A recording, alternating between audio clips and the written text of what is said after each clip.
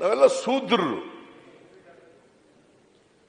ಈ ಜಾತಿಯ ಆಧಾರದ ಮೇಲೇನೆ ಶ್ರೇಷ್ಠತೆ ಕಳಪೆ ತೀರ್ಮಾನ ಆಯ್ತಿತ್ತು.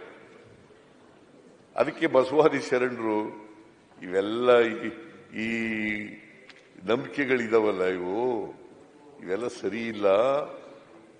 ಅದಕ್ಕೆ ಕುವೆಂಪು ಏನ್ ಹೇಳ್ತಾರೆ ಗೊತ್ತಾ? ಏನ್ ಹೇಳಿದ್ರು ಹೇಳಿ? ಕುವೆಂಪು ಹುಟ್ಟುವಾಗ ಪ್ರತಿಯೊಬ್ಬರು ಕೂಡ ವಿಶ್ವಮಾನವರಾಗಿ ಹುಟ್ಟುತ್ತಾರೆ. ಪ್ರತಿಯೊಬ್ಬರ ಮಗು ಕೂಡ ಹುಟ್ಟುವಾಗ ವಿಶ್ವಮಾನವರಾಗಿ ಹುಟ್ಟುತ್ತವೆ. ಬೆಳೀತಾ ಬೆಳೀತಾ ಬೆಳೀತಾ ನಮ್ಮ ಜಾತಿ ವ್ಯವಸ್ಥೆಯ ಪರಿಣಾಮವಾಗಿ ಅಲ್ಪಮಾನವರಾಗ್ಬಿಡ್ತಾರೆ. ಅದಕ್ಕಿಂತ ಕನಕದಾಸರು ಕುವೆಂಪು ಅವರು ಹೇಳಿದ್ದು ಕನಕದಾಸರು ಹೇಳೋರು. ಅದಕ್ಕೆ ಬಸವಣ್ಣವ್ರು ಏನ್ ಹೇಳಿದ್ರು ಗೊತ್ತಾ? ಇವನಾರವ ಎಂದೆನಿಸದಿರಯ್ಯ, ಇವ ನಮ್ಮವ ಎಂದೆನಿಸಯ್ಯ, ನಿನ್ನ ಮನೆಯ ಮಗನೆಂದೆನಿಸಯ್ಯ. ಕೂಡಲ ನಿನಗೆ ಕನಕದಾಸರು ಏನ್ ಹೇಳಿದ್ರು ಗೊತ್ತಾ? ಕುಲವೆಂದು ಒಡೆದಾಡದಿರಿ, ಕುಲದ ನೆಲೆಯವರು ಬಲ್ಲಿರ.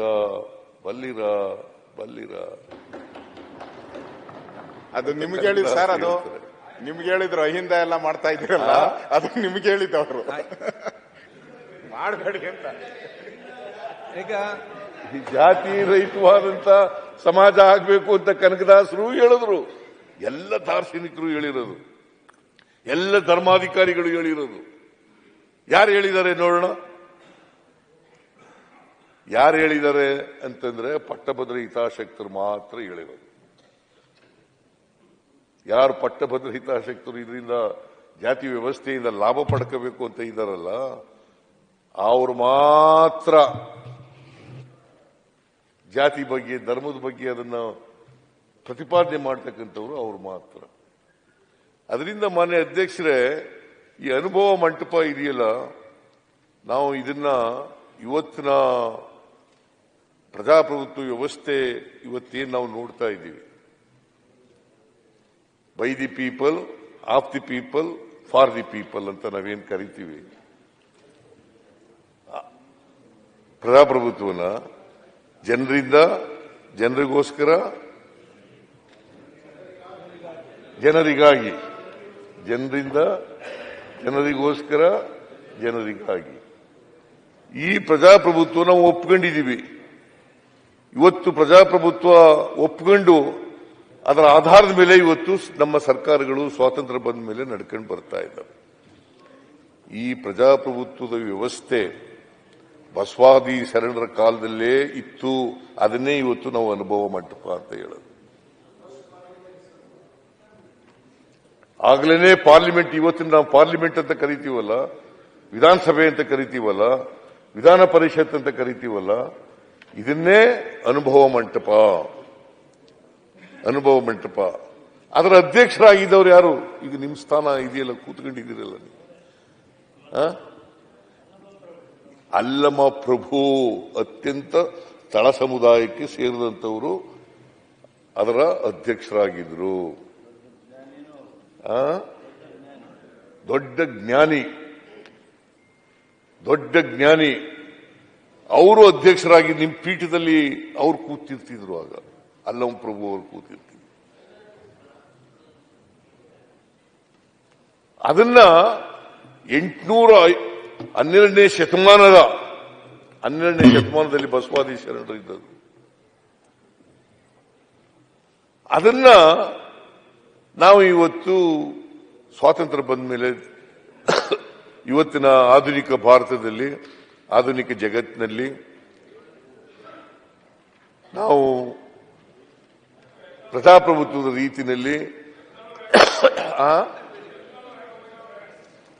ಯತ್ನಾಳು ಪಾಪ ಅವರು ಈಗ ತೆಗೆದ್ರೆ ಅನ್ಸಿಕೆ ಚಲೋ ಆಗತ್ತೆ ಅವ್ರಿಗೆ.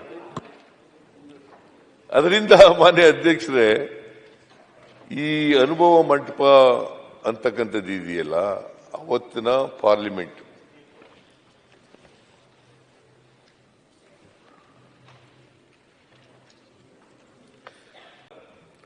ಬಸವಾದಿ ಶರಣರು ತಿರಸ್ಕಾರ ಮಾಡಿದ್ರು. ಆದರೆ ಇವತ್ತು ವಿದ್ಯಾವಂತರಾದವರು ಕೂಡ ನೀನ್ ಯಾಕಪ್ಪ ಹಿಂಗ ಇಟ್ಟಿದ್ಯಾ, ನಮ್ಮ ಹಿಂದಿನ ಜನ್ಮದ ಪಾಪದ ಕೆಲಸ ಮಾಡ್ಬಿಟ್ಟಿದೆ, ಕರ್ಮ ಮಾಡ್ಬಿಟ್ಟಿದೆ, ಅದಕ್ಕೆ ಹಿಂಗೆ ಈಗ ಹುಟ್ಬಿಟ್ಟಿದ್ದೀನಿ ಈಗ.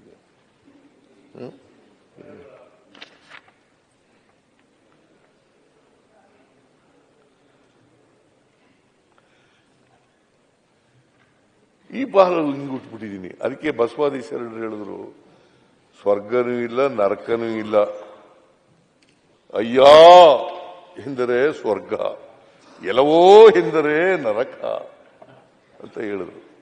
ಅಯ್ಯ ಅಂದರೆ ಸ್ವರ್ಗ, ಎಲ್ಲವೋ ಎಂದರೆ ನರಕ. ಏನಪ್ಪ ಅದು ಸ್ವರ್ಗ, ಸಿದ್ದರಾಮಯ್ಯ ಅಂದ್ರೆ ಕರ್ನಾಟಕ ಸ್ವರ್ಗ.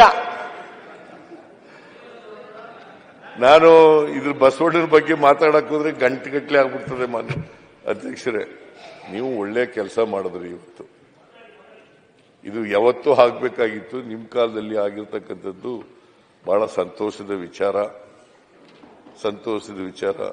ಅದಕ್ಕೋಸ್ಕರ ನಿಮಗೆ ನಾನು ಅಭಿನಂದನೆಗಳನ್ನು ಸಲ್ಲಿಸಲಿಕ್ಕೆ ಬಯಸ್ತಾ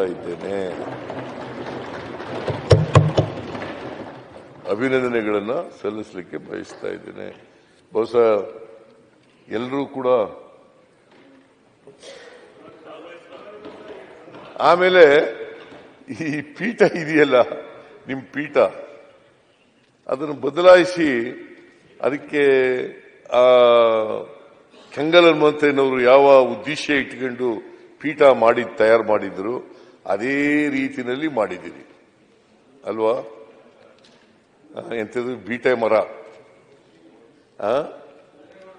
ಬೀಟೆ ಮರ, ಮತ್ತೆ